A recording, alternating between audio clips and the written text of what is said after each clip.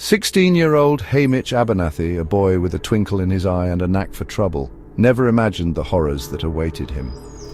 Growing up in the seam of District 12, life was harsh, but Haymitch possessed a spark of hope. He dreamed of a better life, a life beyond the coal dust and despair. He clung to the love of his family, the warmth of his sweetheart, and the camaraderie of his friends. Little did he know that the world he knew, the world he cherished, was about to be ripped away from him. The Hunger Games, a brutal spectacle orchestrated by the capital, cast a long shadow over Panem. Every year children were drawn as tributes, forced to fight to the death for the entertainment of the elite. Haymitch, like everyone else, grew up knowing this terrifying reality. Yet, in his youthful optimism, he never truly believed it would touch his life. He held on to the belief that love, loyalty, and a touch of mischief could shield him from the darkness that loomed large over Panem. His spirit, though tested by hardship, remained unbroken. The announcement of the 50th Hunger Games, the prequel, shattered the fragile peace of District 12.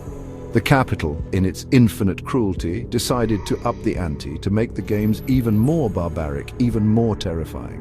Whispers of the prequel's horrors spread like wildfire through the seam, casting a pall over the community.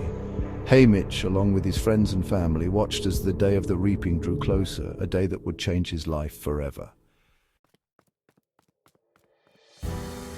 The day of the reaping arrived, a somber occasion cloaked in fear and uncertainty. The faces of the gathered crowd reflected the anxiety that gripped District 12. Haymitch stood with his family, their hands clasped tightly, their hearts pounding in unison. The capital's representative, adorned in flamboyant attire, picked up the paper from the girl's reaping bowl. Silence descended as she read the name.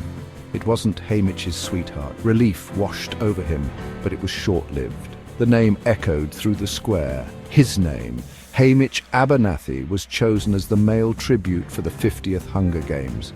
The world as he knew it crumbled. His family's cries filled the air, a symphony of despair that tore at his heart.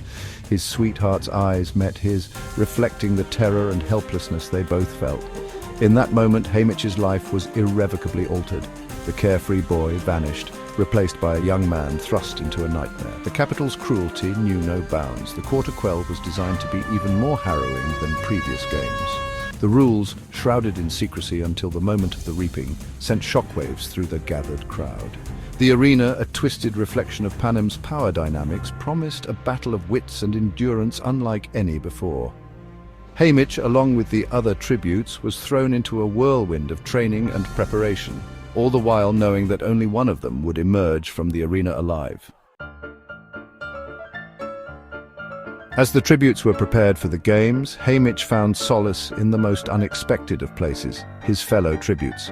Maisili Donna, a girl from District 12 chosen as the female tribute, became a source of strength and camaraderie.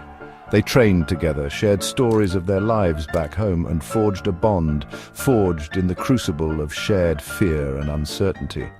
In the heart of the arena, where alliances were often fleeting and betrayal was a constant threat, their friendship offered a flicker of humanity. Their bond, however, could not erase the horrors of the games. The capital, in its desire for spectacle and bloodshed, pitted tribute against tribute, forcing them to betray even the most sacred of connections. Haymitch witnessed firsthand the devastating consequences of the games, the way they eroded trust and shattered the human spirit. He saw friends turn on each other, driven to desperate measures in their fight for survival. The arena, a meticulously crafted landscape designed to test the tribute's limits, became Haymitch's battleground. He quickly learned that survival required more than just brute strength. It demanded cunning, adaptability, and a willingness to exploit the capital's own rules. Haymitch, drawing upon his natural wit and his deep understanding of human nature, devised a plan. He wouldn't just survive, he would outsmart the game makers at their own twisted game. The games raged on, a blur of violence, loss and despair. Haymitch witnessed horrors that would forever scar his soul. He lost friends, allies and even enemies, each death a heavy weight on his conscience. Yet he pressed on, driven by a primal instinct to survive and a burning desire to defy the capital's cruelty. He used his knowledge of the arena's traps his understanding of his opponent's weaknesses, and his own cunning to stay one step ahead.